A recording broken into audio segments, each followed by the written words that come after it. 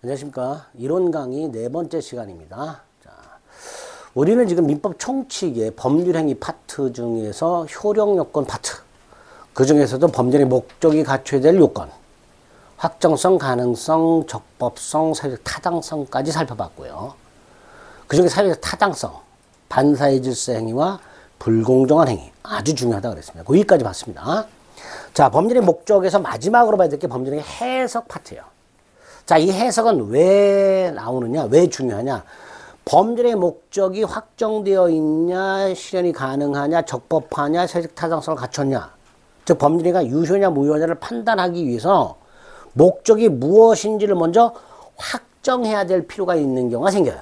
목적이 뭐냐 도대체. 예를 들어서 갑과 을이요, A 토지를 매매할 의사가 있었는데, A 토지를 사고 팔 의사가 있었는데, 어찌된 영문인지 계약서에는, 다시 한번요, 갑과 을이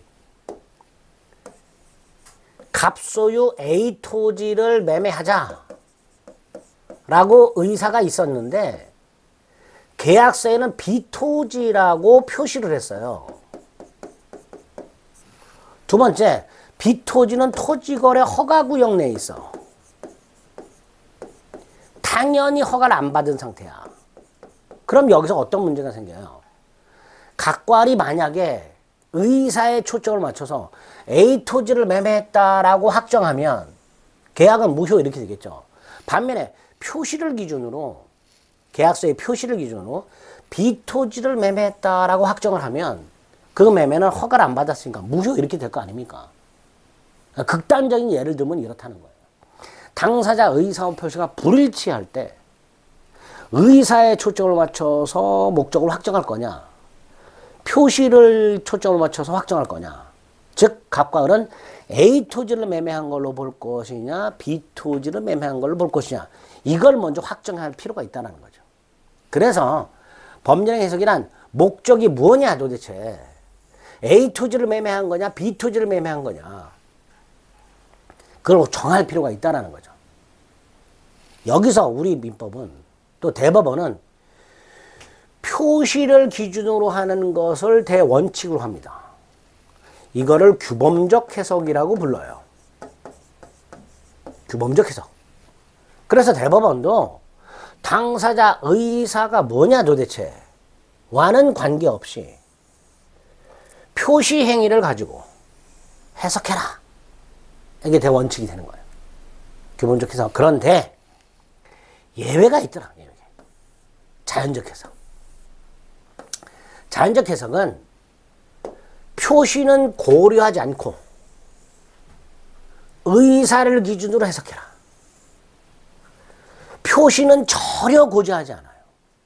따라서 착오 문제는 발생하지 않습니다. 자연적 해석을 했을 때. 나중에 착오를 보시겠지만 착오는 의사와 표시가 불일치하고 불일치를 표지가 모르고 있는 게 착오예요. 즉 착오가 적용되려면 의사와 표시를 모두 고려해. 그리고 불일치. 이게 착오가 되는 거예요. 근데 자연적 해석은 의사만 고려하고요, 표시는 아예 고려하지 않아.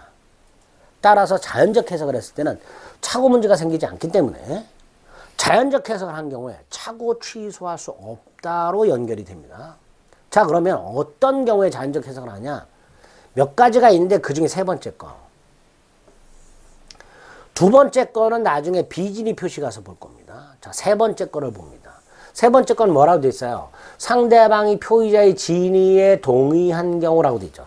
자, 상대방이 표의자의 진위에 동의한 경우는 다른 말로 양당사자의 의사가 합치했다라는 뜻이에요. 의사가 일치했다라는 뜻입니다.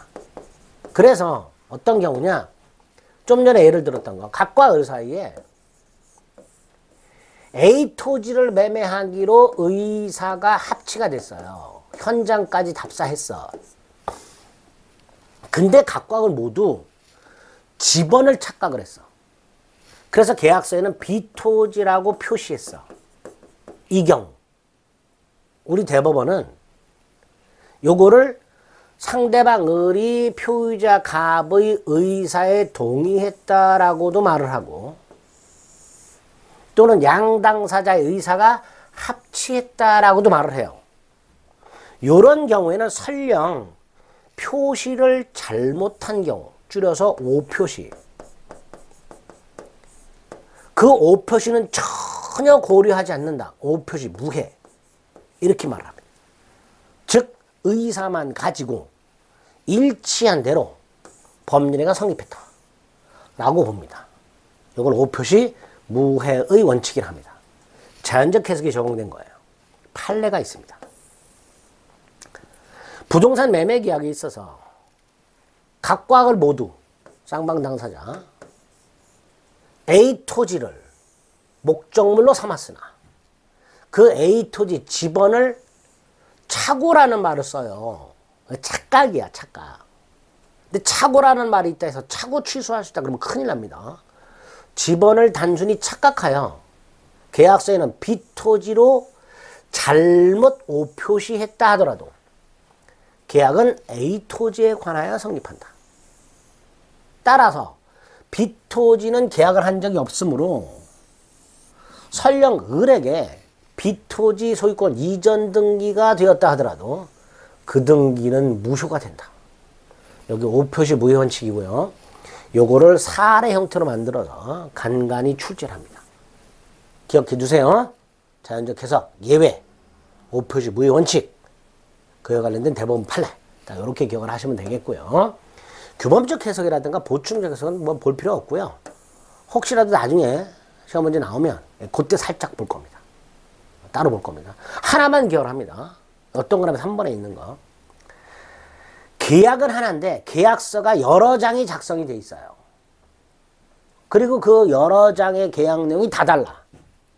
그럼 어떤 계약서를 기준으로 확정할 것인가에 문제가 생기겠지. 우리 대법원 가장 나중에 작성된 계약서, 이게 기준이다. 가장 먼저 작성된 게 아니라 가장 나중에 작성된 계약서를 기준으로 계약 내용을 확정해라. 그다음에 4번에 계약 당사자가 누구냐? 이건 나중에 계약법 가서 살펴볼 겁니다. 하나만 결론을 기억합니다. 갑이 을의 이름으로 예금 계약을 한 경우, 근데 우리 금융실명제가 있잖아요. 그러니까 금융실명자에서는 을 명의로 실명하기로 했다면 예금주는 을이 되는 겁니다. 이건 결론만 기억해 주세요. 갑이, 돈은 갑의 돈이에요.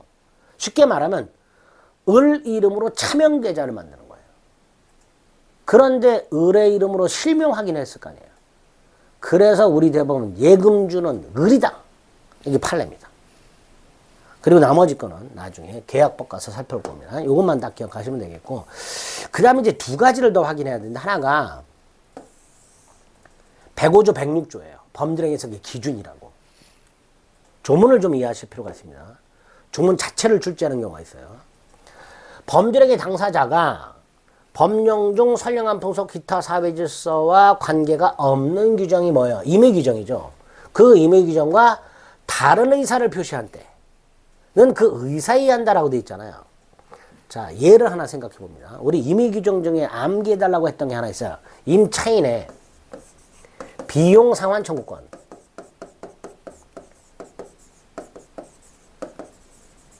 전월세 사는 사람이 자기 돈으로 보일러를 고쳤을 때 집주인한테 그 보일러 고친 비용을 내놔. 이게 비용 상환 청구권이죠. 근데 이게 임의 규정이라고 그랬어요. 그리고 이 임의 규정과 다른 의사를 표시했어요. 무슨 뜻이죠? 비용 상환적으로 포기하기로 특약을 했어요. 그럼 당연히 그 특약에 따라서 비용 상환을 청구하지 못한다. 이렇게 되겠죠. 즉 비용 상환 청구 규정은 임의 규정이고 위반하더라도 무효가 아니라 그랬잖아요. 그 이유가 105조 때문에 그런 거예요. 임의 규정과 다른 의사를 표시했을 때, 임의 규정을 안 지켰을 때 그 의사에 의하니까 임의 규정을 위반한 행위는 무효가 아니다가 되는 거예요. 105조. 일단 106조는 임의 규정과 다른 관행이 존재하더라. 즉 어느 지역을 봤더니 임차인은 비용 상환을 청구하지 않는 관행이 있더라. 대한민국 중에서 어느 지역을 갔더니 그 지역의 관행이 비용은 임차인이 부담하고 임대인한테 청구를 안 하는 관행이 있더란 말이에요. 그리고 당사자이사가 불분명해.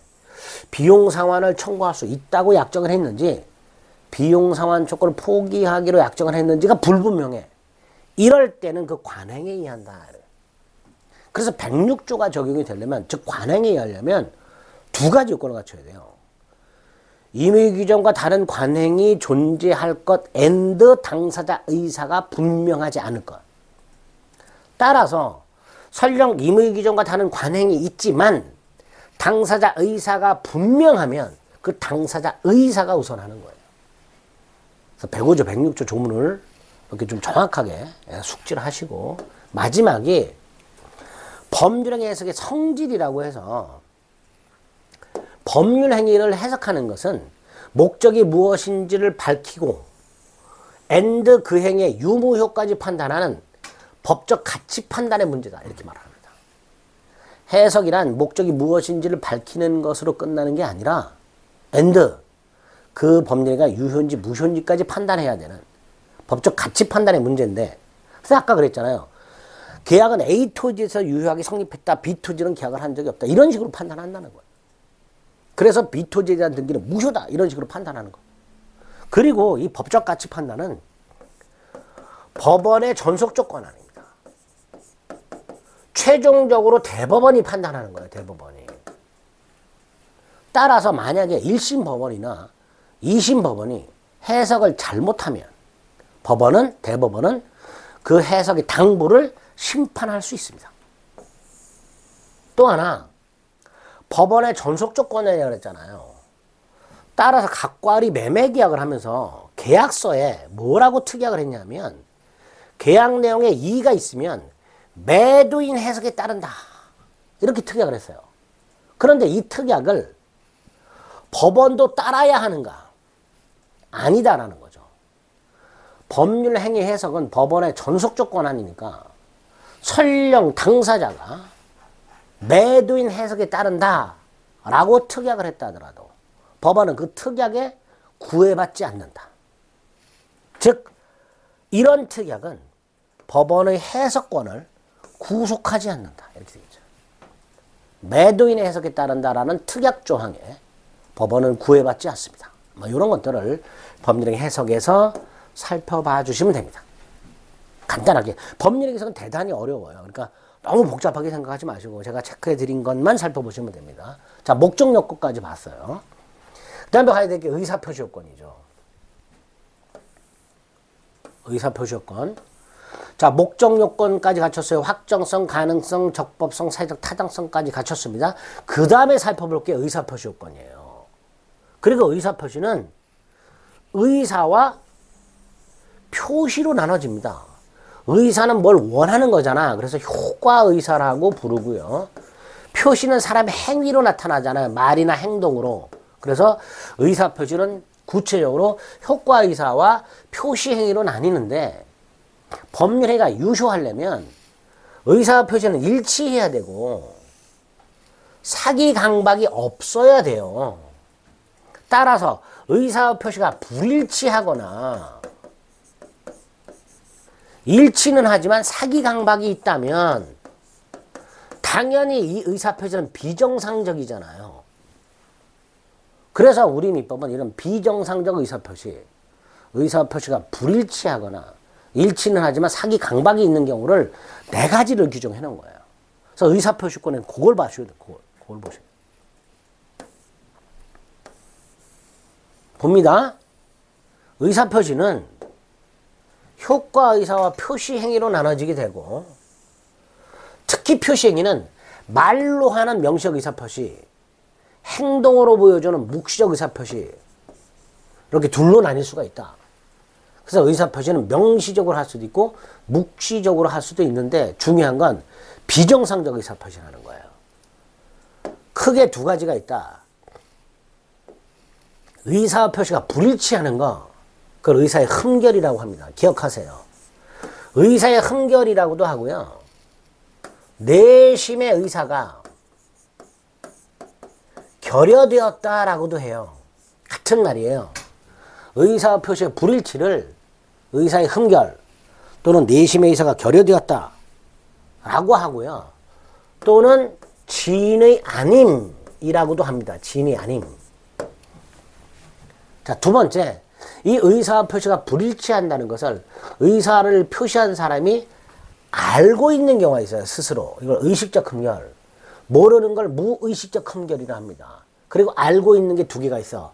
107조 비진의 표시, 108조 허위 표시. 모르고 있는 게 109조 착오. 그 다음 의사 표시는 일치하지만 사기나 강박, 협박을 당한 경우가 있어요. 이걸 하자 있는 의사 표시랍니다. 이렇게 총 4가지 비정상적 의사 표시가 존재합니다. 자, 그럼 이 비정상적 의사 표시를 어떻게 처리하는가 이걸 살펴보는 거예요. 정리해 봅니다. 의사 표시란 일정한 법률 효과, 즉 권리 변동을 목적으로 하는 법률행위 당사자의 원하는 것을 표시하는 행위로 법률행위 필수 불가결의 구성 요소죠. 의사 표시는 법률행위 필수 구성 요소라는 거. 의사 표시한 대로 효과가 생긴다는 거. 그래서 의사와 표시가 다르면 어떻게 처리할 것인가의 문제가 생기는 거고, 의사 표시가 같더라도 사기나 강박을 당하면 어떻게 처리할 것인가의 문제가 생기는 거예요. 그런 걸 싸잡아서 비정상적 의사 표시라고 하는 거예요. 이렇게 나눠진다. 좀 전에 봤던 거, 의사 표시가 불일치하는 경우 의사의 흠결. 불일치를 의사 표시한 사람이 스스로 알고 있는 거 의식적 흠결. 모르고 있는 건 무의식적 흠결. 이렇게 되겠죠. 그리고 알고 있는 게 2개.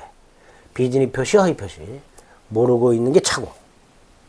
의사 표시가 일치는 하지만 사기 강박을 당한 경우 하자 있는 의사 표시 이렇게 되겠죠.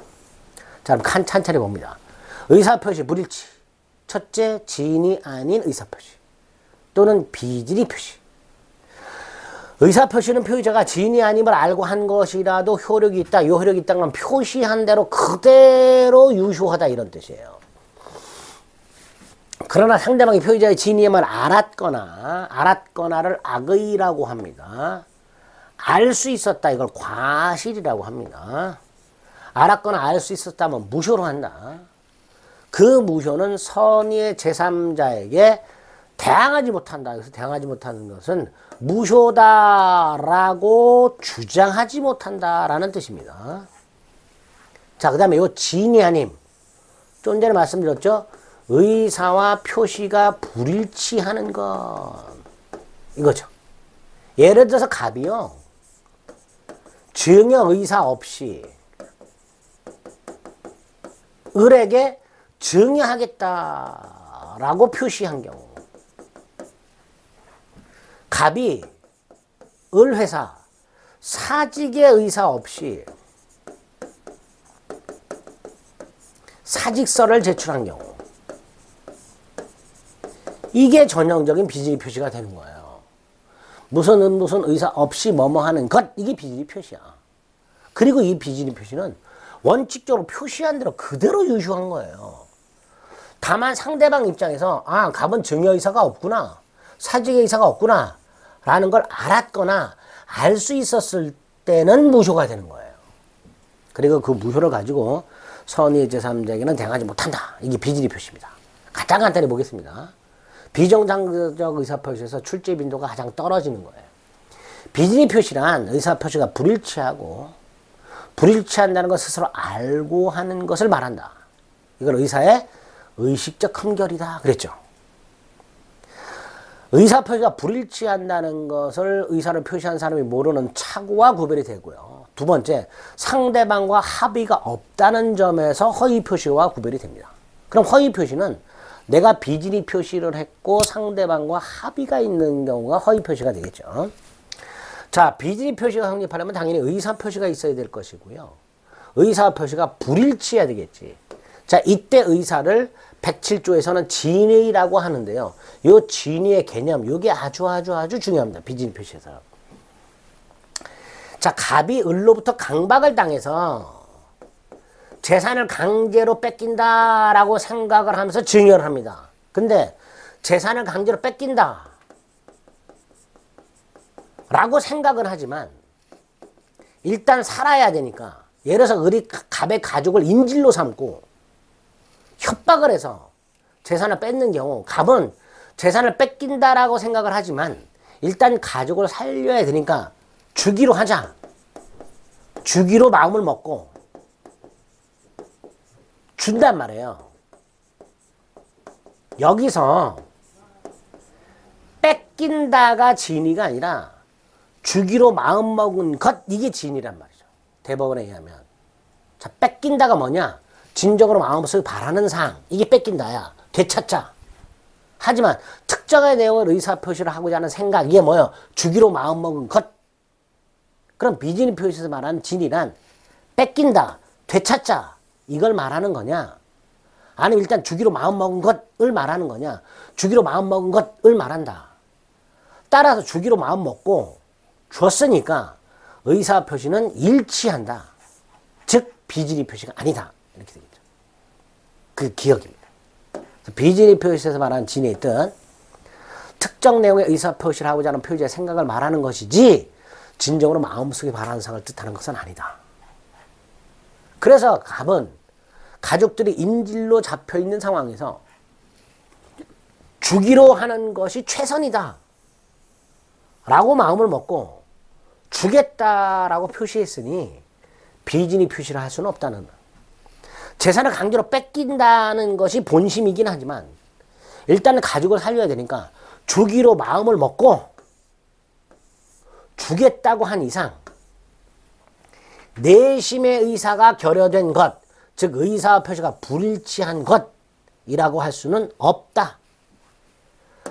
대출을 받을 수 없는 사립학교 법인을 위하여 사립학교 직원이 자기의 이름으로 대출을 받은 경우 이 사립학교 직원은 안 잘리려면 내 이름으로 대출을 받는 게 최선이다 라고 생각하고 자기의 이름으로 대출을 받았겠지. 따라서 이런 경우에도 비진의 표시라고 볼 수는 없다, 이렇게 되는 거죠. 이런 것들을 진의 뜻에서 기억을 좀 해 주실 필요가 있습니다. 또 근로자가 퇴직금을 중간정산 받기 위해서 자유로운 의사에 따라 중간 퇴직을 하고 다시 재입사했을 때 당연히 이 중간 퇴직은 비진의가 아니겠죠. 그죠? 통정의 표시 또는 비진의 표시를 할 수는 없습니다. 이렇게 비진의 표시가 성립하려면 의사 표시가 있고, 중요한 거 두 번째, 의사 표시가 불일치, 그 의사를 진의라고 하는데 그 진의의 뜻, 이거 물어봅니다. 그 다음에 스스로 알고 있어야 된다고 그랬죠. 의사 표시가 불일치하는 것을. 효과, 원칙적으로 표시한 대로 그대로 유효하죠. 그래서 사립대 교수가 형식상 사직서를 제출했어. 즉 사직의 의사 없이 사직서를 제출했어. 근데 이사회가 알았거나 알 수 있었다면 사직서 제출이 무효잖아요. 근데 알았거나 알 수 있었을 경우가 아니니까 그대로 사직 효과는 발생한다. 이렇게 되겠죠. 반면에 회사 근로자가 회사 방침에 따라 군대를 가면서 휴직계를 내리고 했는데 회사가 사직서를 냈다가 나중에 제대해서 재입사해라. 그래서 부득 근로자가 사직서를 제출했다. 사직의 의사 없이 사직서를 제출했고 회사도 사직의 의사 없이 사직서를 제출했다는 걸 알잖아요. 따라서 그 사직서 제출은 무효다. 결국 근로자는 군대 가 있는 동안 사직을 했던 게 아니라 휴직을 했던 게 되는 거예요. 그리고 근속연수에 포함이 되겠지.